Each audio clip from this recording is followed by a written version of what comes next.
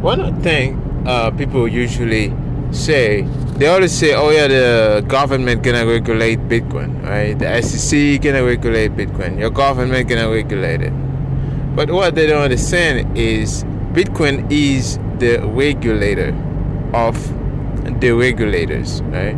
So Bitcoin regulate your regulator. Like, for example, the banks fell, right? The Fed came out and they say they're gonna bail out the banks again, right? And Bitcoin went up 19%, right? Bitcoin is the regulator, right? So Bitcoin is that force of counterattack, right? So when they bail out the banks, they're gonna, put some money, right? Release the money supply, so expand it,